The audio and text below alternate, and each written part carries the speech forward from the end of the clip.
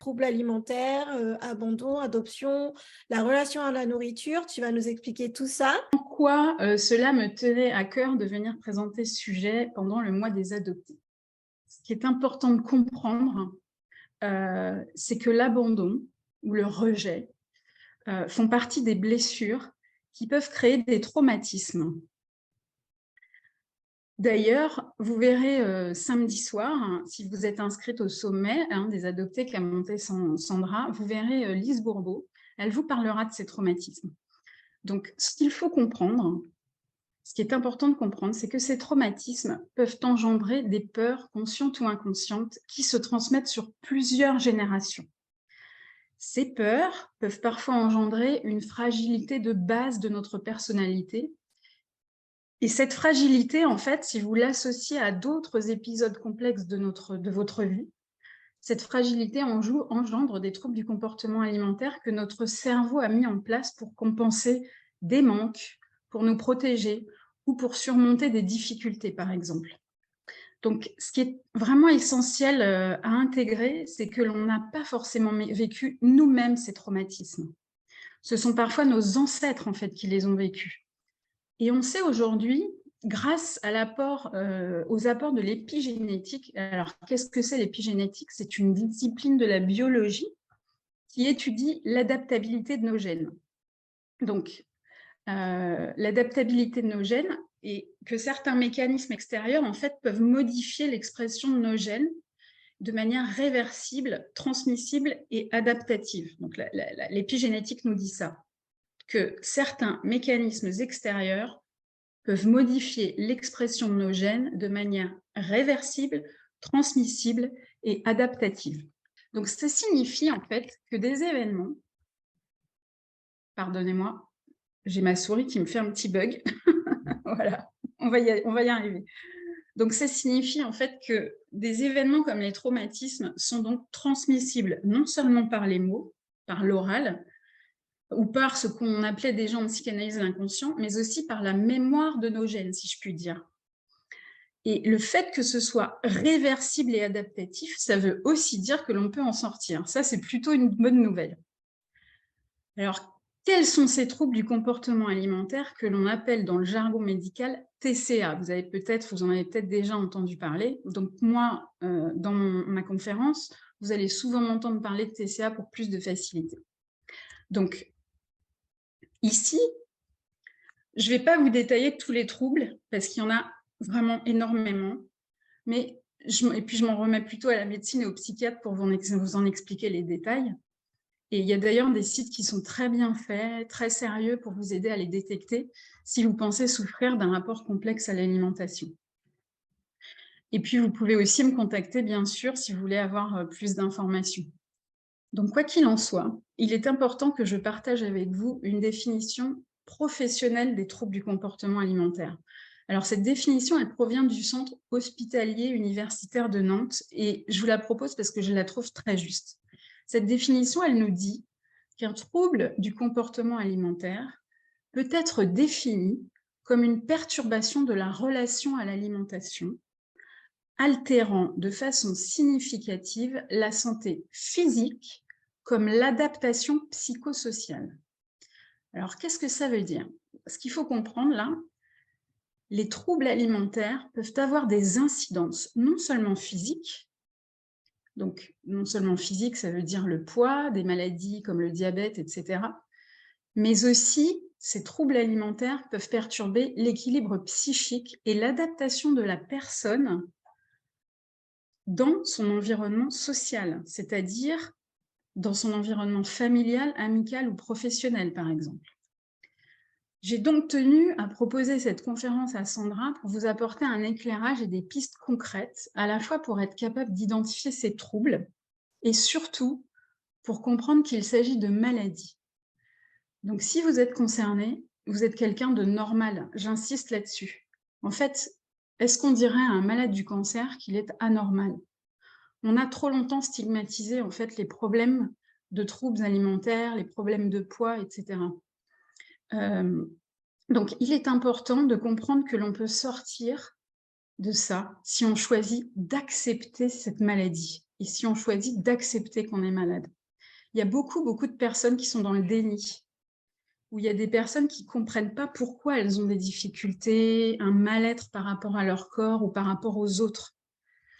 En fait, pour être plus clair, accepter, le fait d'accepter et de nommer nos troubles, le fait de travailler dessus, cela signifie pour le cerveau humain que l'on a un certain pouvoir dessus. En fait, notre cerveau, quand on va travailler là-dessus, il va nous positionner non plus comme un esclave de notre état, mais comme maître en quelque sorte. Donc, on va prendre le dessus. C'est pour ça qu'on dit souvent, c'est important de nommer nos troubles, de nommer nos émotions, de les accepter, etc. Vous entendez peut-être ça un petit peu souvent en coaching ou en thérapie, mais c'est ça la raison. C'est qu'en fait, il faut prendre le pas sur notre cerveau. Donc, il me tient vraiment à cœur qu'un maximum de personnes aujourd'hui comprennent que leur obsession ou leur peur de la nourriture, leur peur des kilos, ça n'est pas ni un problème de volonté, ni un problème de motivation. Et souvent, je pense que, il y a 30 ans, ou il y a 10 ans, ou même encore aujourd'hui, on entend, oui, bah, celui-là, il est gros, il a un problème de motivation, il bouffe. Eh bien, on nous a seriné ça pendant longtemps. Mais si on manquait de volonté et de motivation, est-ce qu'on se serait mis 30 fois au régime dans notre vie? Moi, je ne crois pas. Les gens qui ont des problèmes de troubles alimentaires, que ce soit, donc, je vais vous en parler, l'anorexie, la boulimie, etc., ils ont tous au fin manque de volonté et de motivation, croyez-moi. Donc, les comportements alimentaires, ce qui est important de savoir, c'est que dès lors que vos comportements alimentaires créent une obsession ou une peur de la nourriture, si vous avez une obsession de la balance et que cela crée un mal-être en société, par exemple, ou un manque de confiance en vous, ou une mésestime de vous, là, on passe dans un trouble du comportement alimentaire. C'est une maladie et c'est reconnu par la médecine et par la psychiatrie aujourd'hui. Donc, une maladie, il est important d'y travailler. J'espère que vous serez d'accord avec moi pour en guérir. Et il est important d'arrêter de faire des régimes pour sortir de cette maladie, parce que les régimes nous tuent sans régler le problème.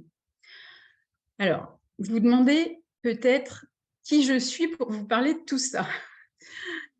Eh bien, je vais vous expliquer un petit peu. Moi, j'ai moi-même souffert d'un trouble du comportement alimentaire dès très jeune.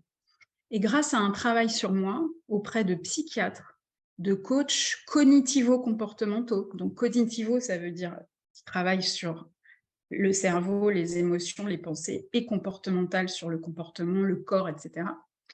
Donc, grâce à un travail avec des psys, avec des coachs et divers accompagnements autres, et des soins aussi sur moi, eh bien, je suis sur le chemin de ma guérison aujourd'hui à 50 ans. Et le sujet me passionne tellement que j'ai repris des études il y a 3 ans.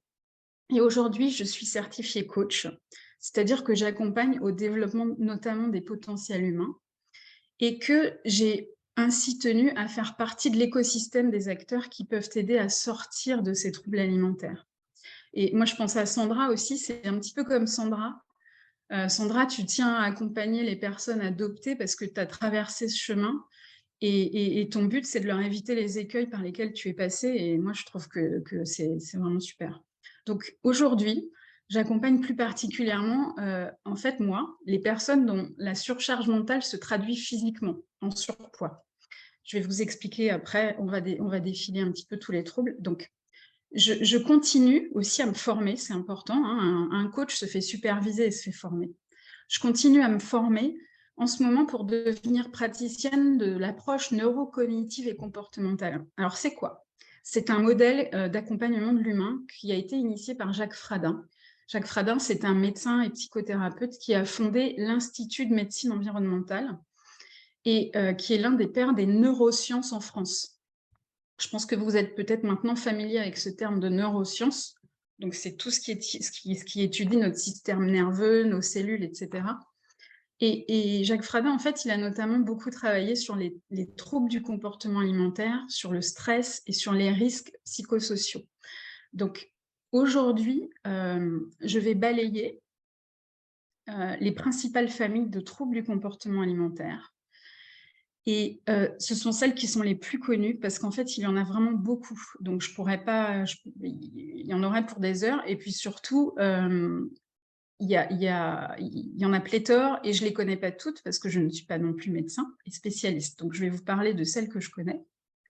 Donc, ce qu'il faut savoir, c'est que dans chaque famille du trouble du comportement alimentaire, il y a aussi des déclinaisons. Alors, ces troubles, en général, ils peuvent arriver à tout âge, mais ce que la médecine nous dit, c'est qu'ils surgissent surtout chez les adolescentes ou l'âge préadulte, mais on en voit aussi chez les enfants proches de la puberté et parfois avant. Et ils peuvent aussi survenir à l'âge adulte, mais ça, c'est un petit peu moins fréquent.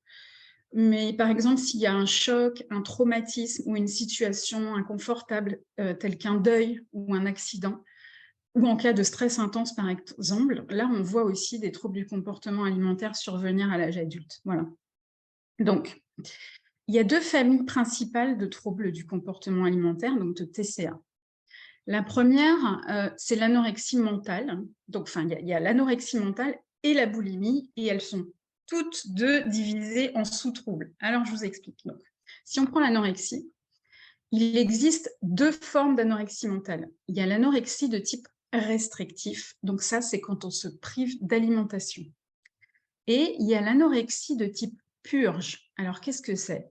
L'anorexie de type purge, c'est quand on fait une crise dite de boulimie, mais que derrière, on se fait vomir ou que l'on prend des diurétiques ou des laxatifs.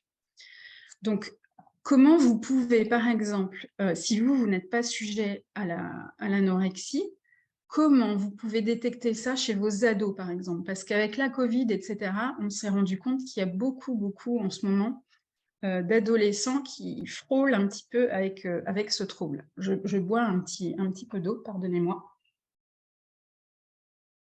Donc, comment on peut détecter ces troubles? Eh bien, souvent, on observe... Alors, il y a plusieurs pistes ou symptômes. On observe une restriction alimentaire qui conduit souvent à une importante perte de poids. Ou chez l'enfant plus jeune, on va peut-être noter un ralentissement anormal de la croissance, de la stature et du poids aussi.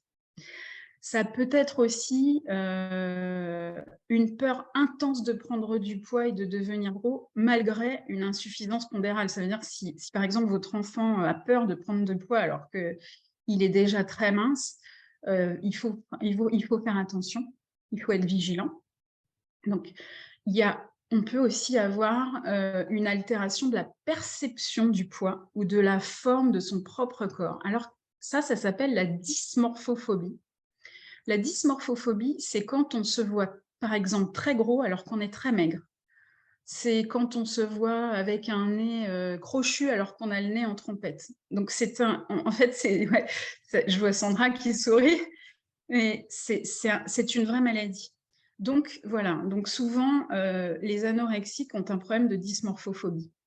Alors, pas toujours, hein. Tout ça, ce sont des exemples. Alors, ils peuvent être combinés, et puis il y en avoir d'autres, hein. Je vous donne les principaux. Donc souvent, tout cela, ça s'accompagne d'un manque de reconnaissance de la gravité de sa propre maigreur.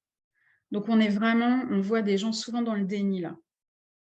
Et on note aussi que certaines personnes souffrant d'anorexie peuvent avoir également des épisodes de boulimie, se faire vomir, abuser des laxatifs et être dans l'hyperactivité physique. Donc, si vous notez une pratique de sport vraiment intensive avec excès, il faut être très, très vigilant. Donc, il y a des frontières qui sont parfois un petit peu complexes entre chacun des troubles du comportement alimentaire, qui sont complexes à comprendre. C'est pour ça qu'il est important d'être vraiment bien accompagné quand on soupçonne ces symptômes chez soi-même ou chez ses enfants. Donc là, on a vu l'anorexie. Maintenant, en ce qui concerne la boulimie, alors je fais une petite parenthèse, l'anorexie, on la retrouve beaucoup, je pense aux adoptés, hein, je fais une petite parenthèse, sur des enfants qui se sont sentis rejetés dans des familles d'accueil, par exemple. Et alors, j'aime pas trop faire de psychologie de bas étage, mais en fait, le fait d'avoir été rejeté, dans une prochaine famille d'accueil, en fait, ils ne veulent pas prendre de place. Donc, en fait, plus maigres ils sont, mieux c'est. C'est un petit peu schématisé. C'est beaucoup plus complexe que ça, mais ce serait ça, en fait, si je voulais vulgariser. En tout cas, après, en ce qui concerne la boulimie, donc là, on va être plus peut-être sur une blessure ou sur un traumatisme d'abandon. Donc, on va aller plus sur des compensations. Ce qui concerne la boulimie, on observe 2 principaux sous-comportements. Alors, il y a un premier qui est la boulimie nerveuse avec des comportements compensatoires.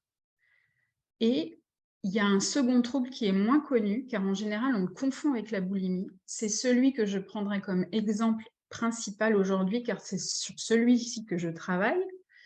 C'est le trouble d'hyperphagie boulimique. Alors, qu'est-ce que c'est l'hyperphagie boulimique qu'on appelle binge eating en anglais? Donc, il faut vraiment entendre binge, ça veut dire vraiment, c'est la notion de remplissage.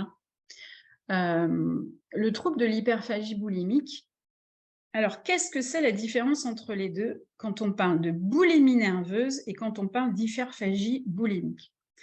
Alors, la boulimie nerveuse, il s'agit de crises impulsives et souvent, enfin, elles sont très habituelles et très récurrentes, pendant lesquelles on ingère de grosses quantités très rapidement. Donc, on a vraiment l'impression d'une complète perte de contrôle.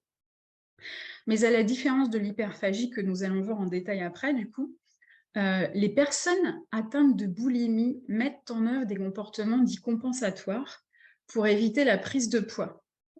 Il va y avoir des vomissements qui sont vraiment intentionnels, hein, des prises de laxatifs ou de diurétiques. Le jeûne, on voit souvent les boulimiques jeûner en intermittence ou parfois même plusieurs jours. Et comme je disais, la pratique excessive du sport, alors vraiment à outrance. Donc, les personnes boulimiques, elles ne sont pas forcément en surpoids ou touchées par l'obésité, hein, car elles compensent quasiment tout le temps. Mais attention, c'est pas une bonne idée de faire ça, parce que ces compensations, on a bien compris que c'était maladif, et ça entraîne vraiment de graves désordres psychiques et physiques également. Donc, en deuxième lieu, quand on parle, donc, le deuxième, c'est l'hyperphagie boulimique, on retrouve aussi ces épisodes récurrents d'ingurgitation incontrôlée tels que dans la boulimie, mais sans les comportements compensatoires associés. Alors, si ce n'est des tentatives de régime qui commencent le lundi matin et qui se terminent le lundi soir, en général, les hyperphagiques, croyez-en mon expérience, puisque c'est mon cas, les hyperphagiques ne compensent pas. Donc, ils mangent et il n'y a pas de compensation derrière, ils retiennent tout. Et donc, il y a du surpoids derrière. Donc, c'est là que nous confondons souvent boulimie et hyperphagie. Vous savez, quand par exemple, on dit « j'ai fait une crise de boulimie », eh bien, si derrière, vous n'avez pas compensé par un vomissement, un laxatif ou un excès de sport ou un jeûne, eh bien, on devrait dire « j'ai fait une crise d'hyperphagie ». Donc, l'hyperphagie, littéralement, hein, ça veut dire hyper, bon, trop, et phagie, manger. Donc, c'est trop manger. Donc, l'hyperphagie, ça consiste vraiment à manger plus que ce dont on a besoin, naturellement. Voilà. Donc, ça n'est pas fini parce qu'il y a différentes formes d'hyperphagie. Alors, comment ça peut se traduire, l'hyperphagie? Une première forme d'hyperphagie consiste en l'absorption de grandes quantités de façon récurrente au cours des repas. Donc, on a souvent la perception que l'on a une faim énorme, nous mangeons très vite sans nous en rendre compte, sans percevoir notre rassasiement de tel ou tel aliment et sans percevoir notre satiété. Résultat, nous continuons à manger sans faim, F-A-I-M, et sans faim, F-I-N. Alors, je fais une petite parenthèse pour vous expliquer la différence entre rassasiement et satiété, parce que c'est très important à comprendre. Le rassasiement, c'est quand on est rassasié d'un groupe d'aliments, d'accord? Et la satiété, c'est quand on a fini de manger, quand on n'a plus faim. Voilà. Donc, par exemple, vous êtes rassasié de protéines. Donc, vous passez aux légumes, aux féculents, etc. Par contre, vous êtes à satiété, vous êtes repu complètement. Voilà, donc ce premier point de l'hyperphagie, donc ça se passe au cours des repas. On mange souvent sans faim et sans faim, du coup, FIM. Et quand il n'y a plus rien dans l'assiette ou dans les plats, et ben là, c'est là que, paf, on se rend compte, trop tard, qu'on a l'estomac plein. Et là, je vous le donne en mille, qu'est-ce qui se passe? Eh bien, le plus souvent, les émotions de culpabilité, de colère, voire de dégoût envers nous-mêmes montrent le bout de leur nez. Il y a une deuxième forme d'hyperphagie dont je voulais vous parler ce soir, qui consiste en l'absorption de grandes quantités de façon récurrente, mais en dehors des repas. Et là, cela peut survenir de différentes façons. Soit on se remplit à bloc littéralement. Donc, je vous ai dit, en anglais, ça s'appelle binge eating, c'est vraiment du gavage. Ça survient sans prévenir, à n'importe quel moment de la journée. On absorbe en très peu de temps une énorme quantité d'aliments. Donc, c'est typiquement, vous allez dans le placard, vous raflez tous les paquets de gâteaux et hop, voilà, crise. Et bien ça, donc s'il n'y a pas de vomissement derrière ou de compensation, c'est de l'hyperphagie. Et on a vraiment besoin de cette quantité d'aliments pour se remplir et pour se sentir bien. Mais ce sentiment de bien-être, en fait, comme pour l'hyperphagie pendant les repas, eh ben, ce sentiment de bien-être, il ne dure pas. Et en fait, il dure le temps d'avaler, le temps de manger, et derrière, ben, vous l'avez compris, c'est terrible. Donc derrière, il y a les émotions compliquées qui débarquent, culpabilité, honte, etc. Donc ce problème d'hyperphagie, c'est donc, vous l'aurez compris, d'ordre boulimique, mais sans compensation. Personnellement, parmi mes clientes, qui sont souvent des femmes qui travaillent beaucoup, j'ai noté une récurrence de ce qu'on appelle le gavage, enfin le binge eating, un peu hors des repas, mais toujours à la même heure. C'est très bizarre. En fait, j'ai noté une récurrence de ce gavage au retour du travail, en arrivant, ou en préparant à manger. Donc, il y a comme une espèce de rituel. Elles ingurgitent des grandes quantités sans même s'en apercevoir, ou aussi le week-end ou la veille du week-end, parce que pour elles, en fait, c'est comme une récompense d'avoir travaillé. Voilà ce qu'elles me disent. Elles me disent, je suis crevée, ça me fait du bien, quoi. Ça me fait du bien. Et donc, c'est vraiment un exutoire. C'est vraiment un exutoire.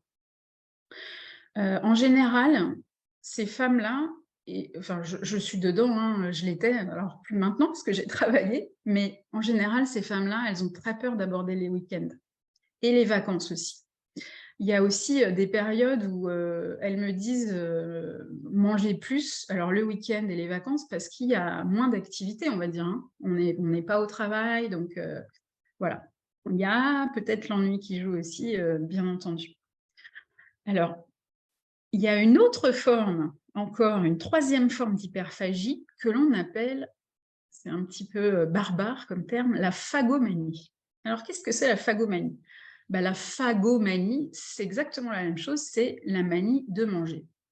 Et cette manie de manger, vous la connaissez bien, parce qu'en fait, en langage commun, on appelle ça du grignotage. Et le grignotage, tout au long de la journée, fait partie des troubles de l'hyperphagie. Alors attention, hein, il y a des gens qui grignotent qui n'ont pas du trouble du comportement alimentaire. Hein. Je mets des bémols dans tout ce que vous allez entendre ce soir. À partir du moment en fait, où il n'y a pas de problématique d'interaction avec les autres ou avec vous-même, il n'y a aucun souci. Si vous avez envie de grignoter et que tout se passe bien, s'il n'y a pas de maladie derrière, psychique ou physique, il n'y a pas de problème. Il ne faut pas non plus chercher des problèmes là où il n'y en a pas. Je tenais à vous dire ça. Je ferme la parenthèse. Donc, alors le grignotage d'un hyperphage, d'un phagomane, on va dire, comment ça peut se produire tout au long de la journée. En fait, on ne peut plus s'empêcher de manger entre les repas, mais c'est vraiment de manière quasi constante, en très petite quantité souvent, mais ça n'arrête pas. Donc au final, l'addition des quantités ingérées, je vous laisse imaginer, au final, l'addition peut être vite très salée. La quatrième forme d'hyperphagie dont je voulais vous parler ce soir, c'est l'hyperphagie nocturne. Alors moi, je l'entends moins parmi mes clientes, mais l'hyperphagie nocturne, en fait, on parle de night eating en anglais, night eating syndrome. On se lève la nuit pour dévaliser le frigo je crois qu'il y avait, je me souviens quand j'étais petite, j'entendais toujours dire que Elvis Presley se levait et mangeait 40 yaourts la nuit. Bah, c'est un petit peu ça. Les personnes atteintes de night eating, donc syndrome, donc comment dire, d'hyperphagie nocturne, parfois ne se souviennent même pas de leur crise tellement elles ont perdu le contrôle. En fait, elles se sont recouchées derrière. Et il y a une espèce de noir, de blackout complet. Donc, dans tous les cas d'hyperphagie, il y a ce sentiment de perte de contrôle. Il y a vraiment, manger, ça procure un plaisir incommensurable. Ça procure un soulagement, ça procure un bien-être furtif sur le coup, pendant qu'on ingère. Et l'effet plaisir instantané, il est assuré. Mais le problème, c'est qu'ensuite, comme je vous l'ai déjà dit, surviennent tous ces sentiments de culpabilité, de colère, de honte, de dégoût de soi-même. Donc, vous l'aurez bien compris, l'hyperphagie, elle est souvent liée aussi à un dérèglement de nos systèmes d'alerte de faim, de satiété et de rassasiement. Enfin, j'aurais dû dire de rassasiement et de satiété, dans l'ordre.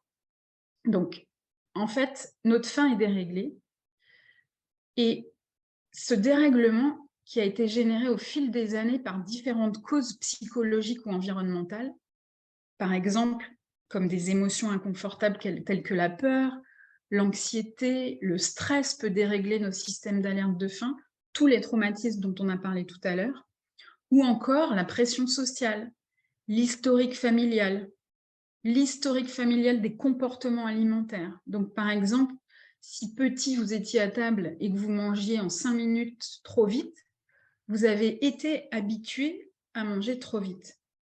Et ce qu'il faut comprendre, c'est que dans nos sociétés occidentales, nous, par exemple, en France, on passe 3 fois à table par jour. Et bien, en fait, c'est une bêtise, parce qu'on n'est pas forcément câblé pour manger 3 fois par jour.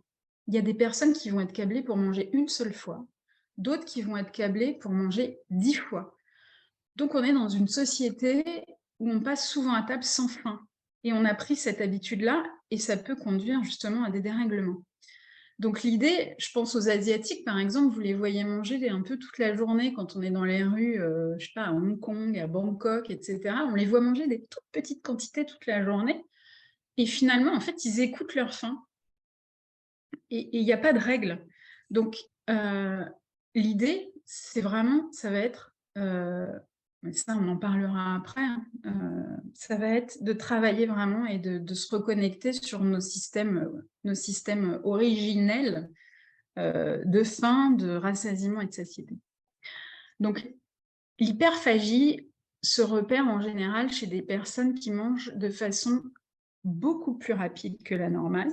Donc, vous pouvez être vigilant aussi hein, avec votre entourage et vos enfants, si cela ne vous concerne pas. Donc, des gens qui mangent beaucoup plus rapidement que la normale, des gens qui continuent à manger jusqu'à éprouver des sensations pénibles, estomac plein, ventre plein, écœurement. En fait, ce sont des personnes que vous allez souvent entendre dire se plaindre en fin de repas. Oh, j'ai trop mangé, j'ai mal au ventre. Alors régulièrement, hein, parce que ça nous arrive à tous, même quand on n'a pas de trouble du comportement alimentaire, de trop manger. Mais là, ça va vraiment être récurrent. Ça va être aussi des personnes qui vont manger régulièrement sans faim, hein, comme je vous l'ai expliqué, et je dirais même quotidiennement sans faim. Et en fait, elles vont manger juste pour avoir du plaisir immédiat ou du soulagement, comme je vous ai dit tout à l'heure. Donc certaines personnes aussi, alors ça c'est très vicieux parce qu'on a du mal à s'en apercevoir, c'est très insidieux, il y a certaines personnes qui mangent parfois seules en se cachant, il faut le savoir, lors de crises. Ces personnes-là sont très gênées, elles ont honte de leur comportement, elles ont honte de manger, donc elles vont même jusqu'à enfouir des emballages ou des épluchures de ce qu'elles ont mangé au fond de la poubelle pour ne pas que l'entourage ne remarque leur excès. Donc, et il leur arrive souvent à ces personnes-là de manger dans leur voiture en cachette, par exemple, sur le retour du travail. Moi, ça m'est arrivé il y a plus de 25 ans. J'ai des souvenirs de ça.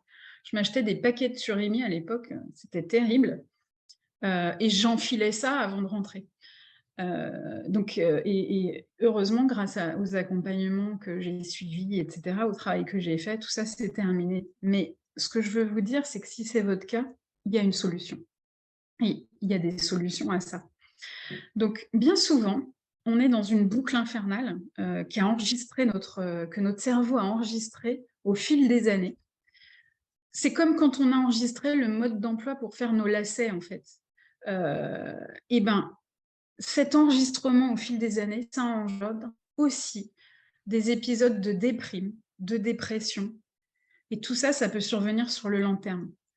Donc, en langage commun, on dit souvent que les personnes hyperphages, on dit souvent, vous avez dû l'entendre, qu'elles mangent leurs émotions. Alors, pour moi, ce terme est un peu trop restrictif à mon sens. Vous l'aurez compris avec tout ce que je viens de vous expliquer, parce qu'il n'y a pas que les émotions, il y a les traumas, etc.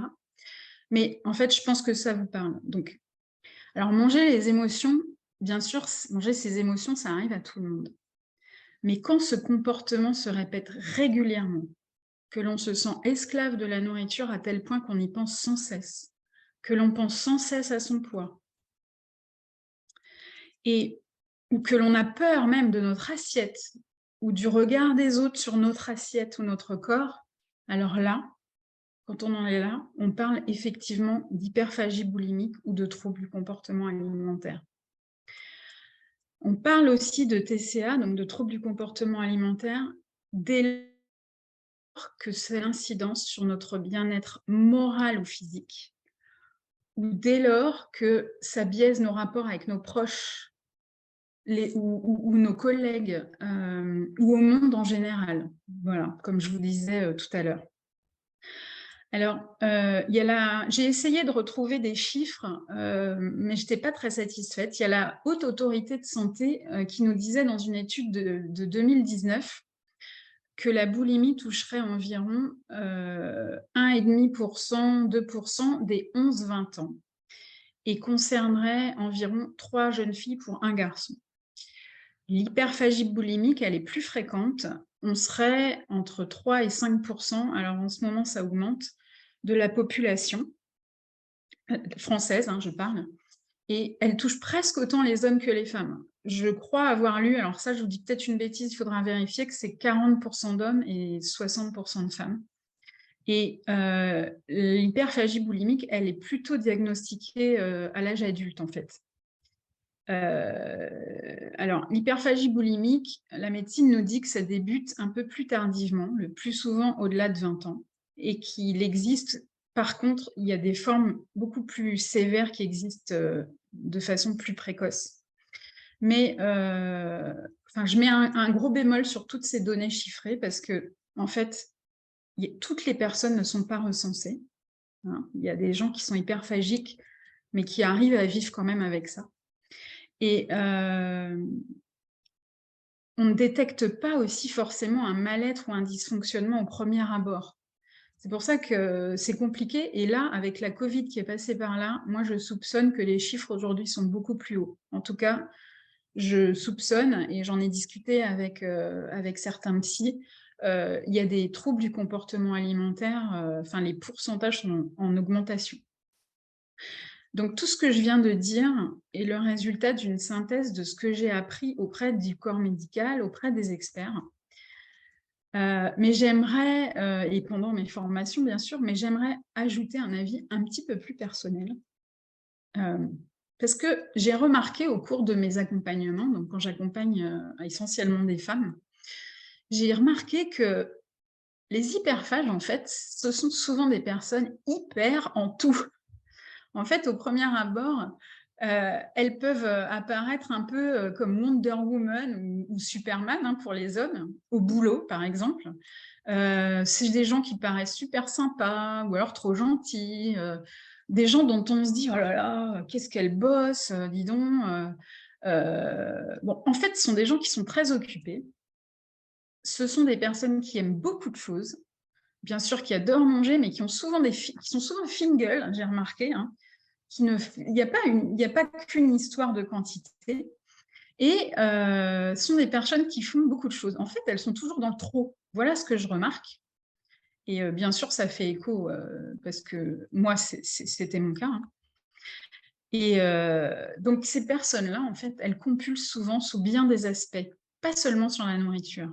Elles compulsent aussi sur les achats, elles compulsent sur les sorties, elles compulsent aussi, elles ont beaucoup d'amis et énormément de travail. C'est surtout ça en général, ce sont des personnes dont on dit qu'elles sont work alcooliques en anglais, donc elles sont alcooliques du travail.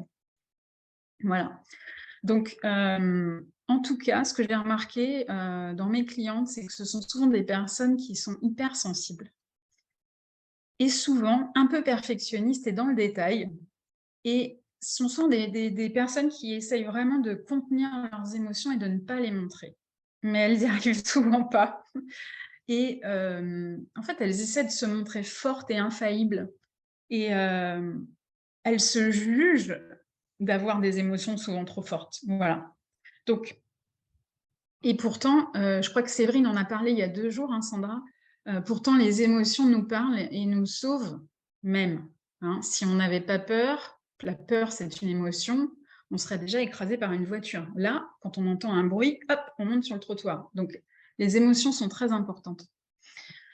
En tout cas, ce qu'il faut retenir dans tout ça, c'est que les conséquences de ces différents troubles que je vous ai présentés ont bien entendu d'une part, un impact, vous l'aurez bien compris, sur le plan individuel, familial et social, mais aussi sur la santé psychique. Donc, on le voit avec les dépressions, les déprimes, les troubles anxieux, les addictions, parce que souvent, il y a des gens touchés par les troubles du comportement alimentaire qui ont aussi des addictions comme l'alcool et la cigarette. Et d'autre part, ces troubles ont un retentissement sur le plan physique, bien entendu, et sont même parfois associés à un risque important de surmortalité à cause des dérèglements métaboliques. Et malheureusement aussi, on a aussi des risques de suicide. Alors là, je ne suis pas experte, mais je pense plus notamment au cas d'anorexie mentale. Je n'ai pas les chiffres, mais les troubles du comportement alimentaire, à l'extrême, hein, l'extrême, peuvent vraiment conduire au suicide. C'est pour ça qu'il faut vraiment être très, très, très vigilant, surtout avec les ados. Voilà. Donc, quoi qu'il en soit, les TCA, tels que la boulimie et l'hyperphagie boulimique, sont insuffisamment repérés et pris en charge. Ça, il faut le savoir. Et on sait aujourd'hui que certaines formes partielles de boulimie et d'hyperphagie le sont encore moins fréquemment, comme je vous l'ai expliqué. Donc, il faut vraiment faire attention avec vous-même, avec vos proches, et ne pas rester dans l'inconfort de cette vie troublée, en fait. Parce que souvent, on se dit, oh là là, j'ai un problème avec la nourriture, je ne suis pas comme tout le monde. Mais en fait, si vous êtes comme tout le monde, vous êtes seulement, il y a une maladie derrière. Donc, c'est important qu'en cas de doute, vous alliez voir quelqu'un et que vous soyez entouré.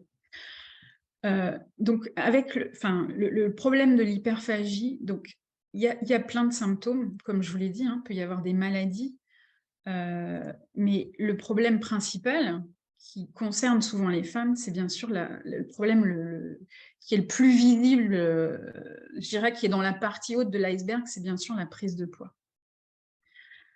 Il peut y avoir d'autres problèmes visibles dont vous avez entendu parler, donc hypertension, cholestérol, comme je vous ai dit tout à l'heure, diabète, mais pas dans tous les cas. On peut très bien, écoutez bien ça parce que c'est important, on peut très bien être hyperphage, faire du sport, des activités ou pas, hein, et sembler en pleine forme physique. Donc en fait, on peut être hyperphage, faire du sport et tout, et avoir du surpoids, d'accord, mais être en forme. Donc, mais qu'est-ce qui se passe là alors? Le problème, c'est que bien souvent, ces personnes-là, qui semblent être en forme physique, superwoman, etc., eh bien souvent, il peut y avoir d'autres types de conséquences psychologiques très insidieuses et pas très visibles. Comme par exemple, le manque d'estime de soi, le manque de confiance, et parfois l'isolement social pour ne pas être regardé de travers parce qu'on a un corps différent. Donc, dans certaines situations, on s'isole. Je pense aux piscines parties, aux vacances à la mer. D'accord? Donc, si souvent vous vous dites oh là là, il y a une pool party qui arrive, une piscine party qui arrive, et que vous en êtes malade des semaines à l'avance, il convient de se poser des questions. Et Le besoin, il y a aussi le contraire hein, de l'isolement social. Il y a aussi souvent, chez les personnes hyperphagiques et en surpoids, hein, qui sont assez énergiques, le besoin d'être au centre de toutes les attentions pour montrer qu'elles sont parfaites, en fait, sur tous les plans. Et en fait, dans leur tête, comme ça, ces personnes-là, ben, le fait d'être parfait sur tous les plans, ça compense notre physique imparfait, si je puis dire. Un physique que nous, on trouve hors norme. Alors ça, c'est encore un grand sujet, les normes, mais je ne vais pas en parler ce soir parce que ça me passionne et on en aurait pour des heures. Mais en tout cas, tout ça pour vous dire que ces positions que nous prenons pour être l'attraction principale dans un groupe, par exemple, bah, ça peut fatiguer notre entourage aussi. Et ça, c'est pesant pour nous. Et sans vouloir faire de vilain jeu de mots, on peut peser sur les autres parce qu'on veut montrer qu'on est là, quoi.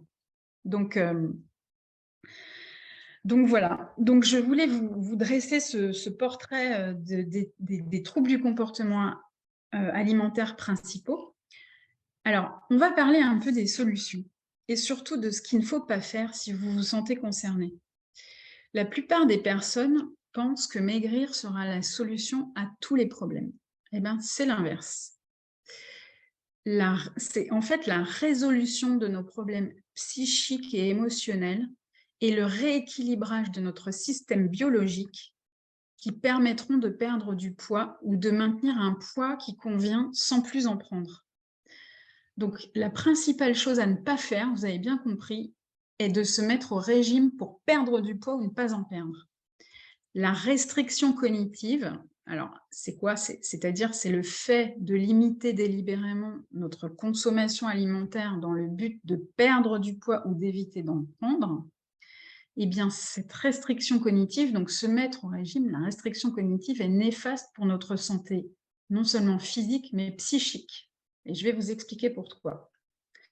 La dangerosité des régimes est aujourd'hui prouvée par les scientifiques.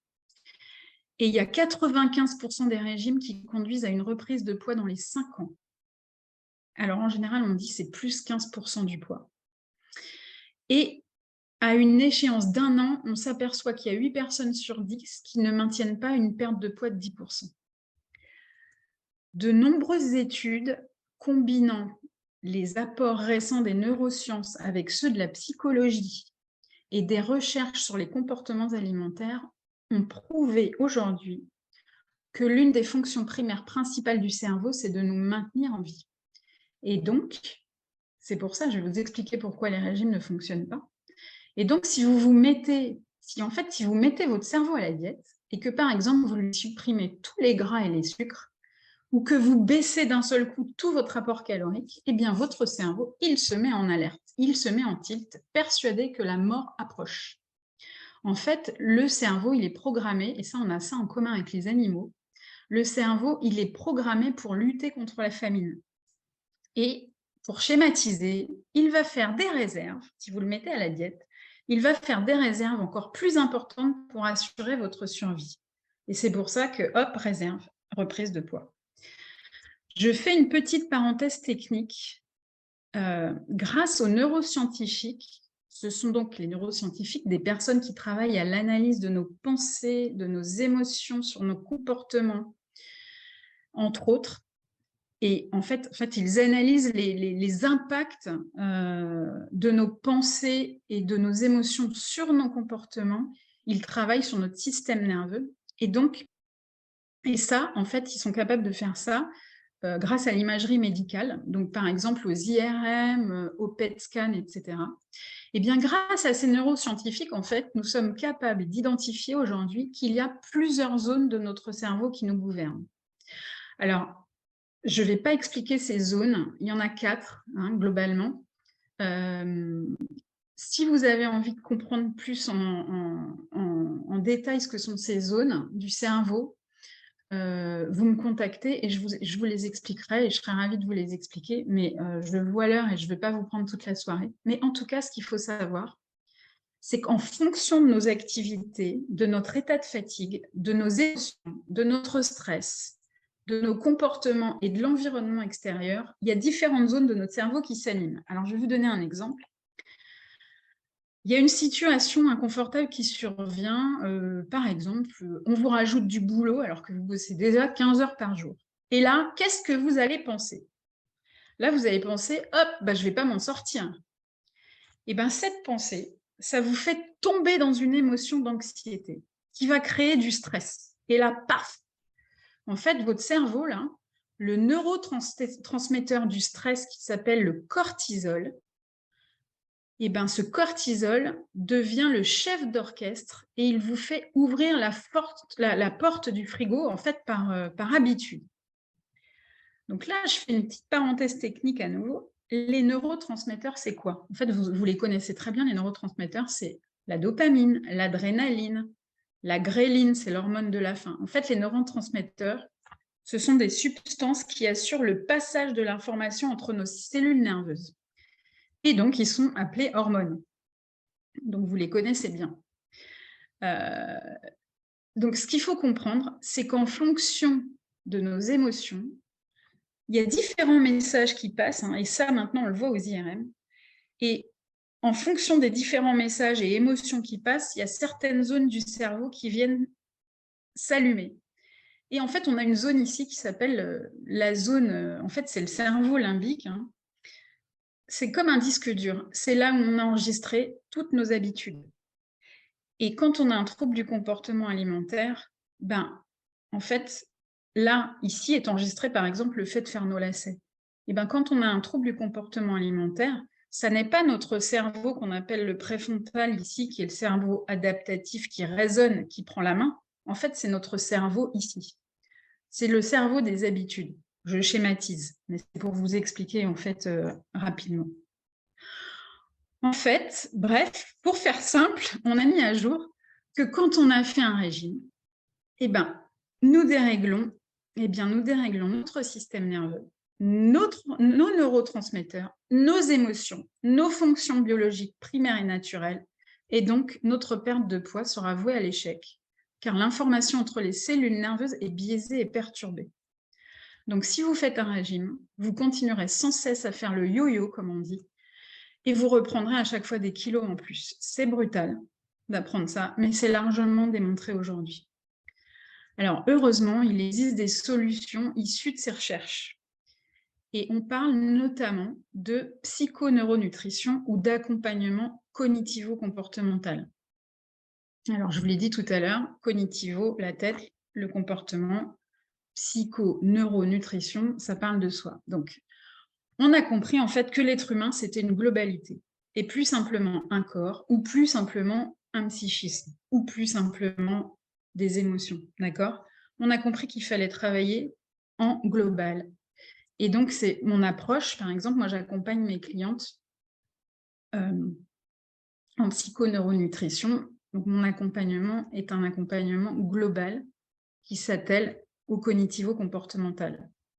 Donc, pour sortir d'un TCA, nous devons d'abord modifier la vision que nous avons de notre surpoids ou de notre poids, parce qu'on est souvent dans le déni, et on se martyrise nous-mêmes. Donc, il faut modifier la vision que nous avons de ce poids et les convictions que nous avons tissées autour de ce poids depuis des années. En fait, on doit comprendre comment biologiquement, nos pensées, nos émotions, notre stress, qui est l'un des facteurs principaux du surpoids, comment tout ça, ça agit concrètement sur nos conduites alimentaires et sur notre corps. Nous devons ensuite nous rééduquer sur les sensations de faim, c'est de la rééducation, les sensations de faim, de rassasiement et de satiété. En fait, les troubles du comportement alimentaire nous coupent de ces trois sensations normalement innées. Et ces sensations, donc de faim, de rassasiement et de satiété, elles font partie de notre système que l'on appelle homéostatique, c'est-à-dire de nos mécanismes qui fonctionnent naturellement, comme l'envie d'aller aux toilettes ou encore la température du corps qui s'autorégule quand il fait chaud et froid. Donc, si vous prenez ces deux images, vous avez envie d'aller faire pipi, ou votre température s'autorégule, et bien la faim, c'est pareil, ça devrait être naturel. On devrait donc l'entendre naturellement. d'accord? Alors que quand on a un trouble du comportement alimentaire, ce sont nos pensées qui parlent, d'accord?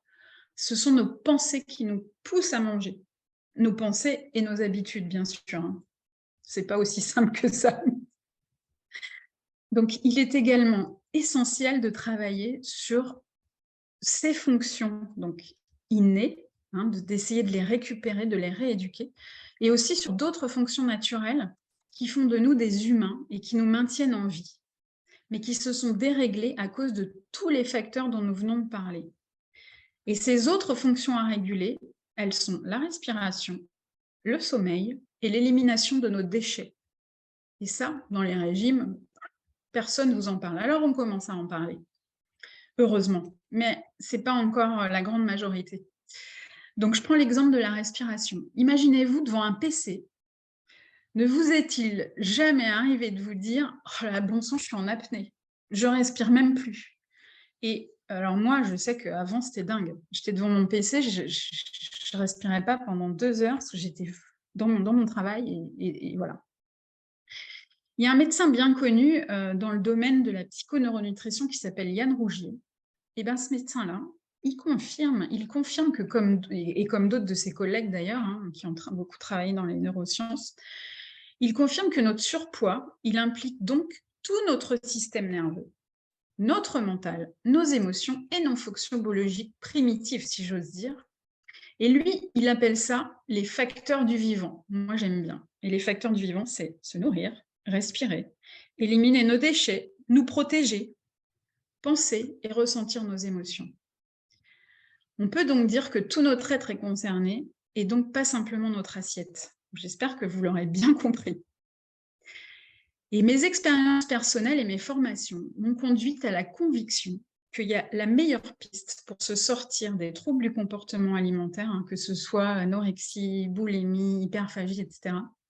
C'est la combinaison de plusieurs approches et de travail de différentes natures qui vont aborder notre être, nous, en globalité.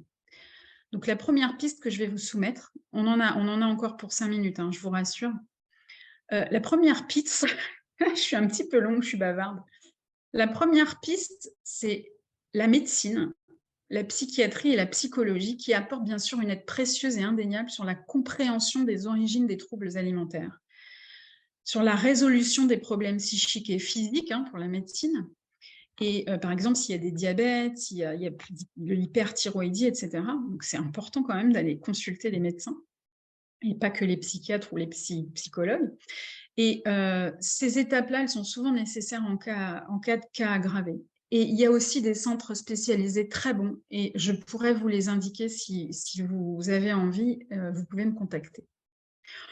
On peut compléter ce travail avec les psys ou la médecine, ou démarrer carrément par un accompagnement cognitivo-comportemental auprès d'un accompagnant formé à la psychoneuronutrition, qu'il soit coach comme moi, ou thérapeute, ou diététicien comportementaliste. Par contre, là, il faut faire très attention à la personne à qui on s'adresse. Ce sont des professions qui sont souvent peu ou pas réglementées. Et là, la personne qui vous accompagne doit être à même de vous réorienter vers un médecin ou un psychiatre ou un psychothérapeute si elle estime que creuser ces pistes est nécessaire pour la santé physique et psychique de la personne. Donc, il faut vraiment que la personne ait été formée, il faut faire bien attention à qui vous choisissez. Il faut aussi avoir le feeling avec votre accompagnant, bien sûr, c'est très important. Donc, ce qu'on fait en accompagnement cognitivo-comportemental, hein, parce que tout le monde ne connaît pas bien, hein, on connaît les psys, etc. Mais ce qu'on fait, c'est qu'on va travailler avec des objectifs concrets d'acceptation de soi, d'acceptation et de gestion des émotions et du stress. On va travailler sur des objectifs concrets d'évolution de nos comportements et de nos prises alimentaires. On va travailler sur la réconciliation de tout type d'aliments, car quand on reconnecte avec nos vraies sensations de faim, on réapprend à se limiter tout seul, instinctivement, sur les quantités d'aliments de type gras ou sucré. Cela se fait tout naturellement. Donc, on va pouvoir remanger du gras et du sucre naturellement, d'accord ? Donc, il va aussi, l'accompagnant cognitivo-comportemental, il va aussi proposer des objectifs de réparation du sommeil, de la respiration dégradée. C'est vraiment un véritable travail d'investigation et de rééducation. En fait, moi, j'aime bien dire qu'on va travailler les 5 sens. On réapprend aussi à travailler avec nos sens. Bien entendu, le top, au-delà de tout ça, c'est aussi de penser à son corps. Donc, en allant faire quelque chose qui nous fait du bien, autre que l'alimentation. Ça va être, par exemple, de passer par des massages, des soins esthétiques, de la réflexologie, de la sophro, du yoga, de la danse. Alors, on n'a pas forcément les moyens de faire tout ça, mais avec très peu de moyens, on peut, par exemple, essayer de méditer. Si ça nous barbe, on peut apprendre la respiration. On peut marcher ou alors faire des sports que vous aimez. Donc, l'important, c'est de retrouver une activité qui fasse du bien à votre corps ou une activité qui mette votre cerveau sur pause. Ça veut dire, les activités manuelles aussi peuvent être géniales pour déconnecter, même si vous n'êtes pas manuel. Moi, je me suis mise au jardinage, c'est génial. C'est très thérapeutique, on déconnecte vraiment. Il y a des gens qui font du collage. Vous n'imaginez même pas ce que mes clientes ont pu trouver comme astuce pour déconnecter. En tout cas, les bénéfices se font vraiment sentir sur le long terme. C'est pour ça qu'en ce moment, vous voyez dans la presse, etc., on vous parle de lâcher prise, de vous faire masser, de respirer, de méditation. Mais en fait, il y a des vrais bénéfices et les neurosciences le prouvent. On prouve avec les IRM l'activité du cerveau quand on est en pause comme ça, quand on se fait masser, et là, on débranche vraiment. Donc, en fait, c'est ce que je vous disais, c'est que réactiver nos 5 sens, c'est vraiment la clé. On a vraiment oublié l'odorat, le toucher. En fait, on est habitué à regarder, on regarde la télé, voilà, on écoute des podcasts, on goûte parce qu'on mange justement, hein, quand on a un trouble du comportement alimentaire. Alors, on ne goûte pas forcément, mais souvent on goûte. Mais le reste, on l'a oublié. Donc, il faut réapprendre aussi à toucher et à sentir. Vous l'aurez compris. Donc, c'est donc, en mettant une casquette de scientifique et non de juge, en étudiant notre cerveau, nos pensées, nos émotions, nos réactions, nos ressentis corporels, nos croyances autour de l'alimentation. Et 3, en retrouvant des plaisirs et effets apaisants ailleurs que dans la nourriture, que nous pouvons casser le cercle vicieux mis en place, que nous pouvons sortir de l'obsession compulsive de manger, que nous pouvons sortir du contrôle de notre poids et faire à nouveau confiance à nos sensations alimentaires originelles retrouvées. Et aussi accepter nos émotions inconfortables, parce qu'elles nous servent, nos émotions. Et grâce à tout ça, on va retrouver l'estime de soi et on va accepter notre corps quel qu'il soit. On va faire des choix, en fait. On va accepter nos choix. Et avant de terminer, je voudrais insister sur le fait que les troubles du comportement alimentaire sont nombreux. On a aussi, par exemple, des potomanes qui ingurgitent trop d'eau. On a des enfants ou même des adultes, comme certaines femmes enceintes, qui sont atteintes du syndrome de Pica et qui mangent des substances non alimentaires telles que la terre, l'argile, les cheveux. Alors, pour les femmes enceintes, on commence à penser que c'est un manque de fer. On ne sait pas trop. En tout cas, les origines de nos troubles alimentaires sont encore souvent mal connues, mais on avance sur ces causes, qui sont donc souvent, vous l'aurez compris, des combinaisons de divers facteurs, comme, et je serine, je répète, mais l'histoire personnelle. Il y a aussi la culture alimentaire qui rentre en compte. Là, il ne faut pas oublier de parler également des dommages qu'ont causés les dictates agroalimentaires, la pub, en générant des addictions au sucre et au gras. On finit par ingérer en trop grande quantité les sucres et les gras parce qu'ils sont cachés partout dans les produits cuisinés. Et tout fait. À tout ça, on ajoute les événements de la vie difficile ou perturbants comme l'adolescence, les chocs, les accidents, les traumatismes. Et j'ai envie d'ajouter un nouveau facteur, c'est le numérique. La vitesse de l'information anxiogène et les possibilités de se comparer aux autres qui sont démultipliées sur les réseaux sociaux, et tout ça, pour moi, associé à une fragilité souvent déjà existante depuis l'enfance, issue de traumatismes antécédents, à la peur du regard des autres, tout ça, ça fait un cocktail explosif. Donc, je voudrais quand même conclure sur une note positive, c'est que je dirais que lorsqu'ils sont pris en charge, les troubles du comportement alimentaire peuvent évoluer très favorablement Dans le cas de l'hyperphagie, par exemple, on retrouve bien souvent un maintien du poids. On ne prend plus. On apprend à s'aimer tel qu'on est. C'est déjà énorme. Et moi, je dis après tout, à l'époque de Rubens, nos corps plaisaient beaucoup plus en chair. Alors, si on travaille beaucoup, on peut aussi perdre du poids en s'écoutant, hein. Et si vous avez des enfants, hein, ma recommandation, c'est, si je peux me permettre, c'est vraiment d'être attentif. C'est d'écouter leurs envies dès qu'ils sont tout petits. C'est de ne jamais les forcer à finir leurs assiettes. En fait, un enfant ne se laissera jamais mourir de faim. S'il refuse de finir sa viande, c'est qu'il est rassasié de protéines. Il est rassasié, pardon, de protéines. Et dans ce cas-là, il faut lui accorder son dessert. En fait, son corps ne veut plus de protéines, mais il demande naturellement du sucre. Les enfants, ils ont ça inné. Donc, il ne faut pas priver vos enfants de sucre et de gras. Il faut leur apprendre simplement à manger à manger du sucre et du gras en fonction de ce que leur demande leur corps, et pas simplement comme une récompense à la fin de la semaine. Votre enfant, ça n'est pas un chien à qui on donne un sucre une fois de temps en temps.